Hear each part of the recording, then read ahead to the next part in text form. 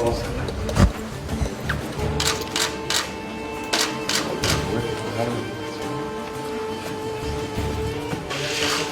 الله الرحمن الرحیم.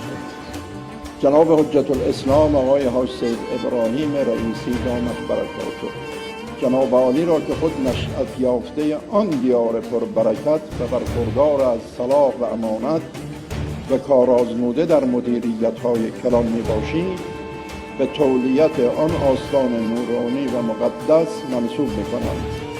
سید علی خامنه‌ای 17 اسفند ماه 1394.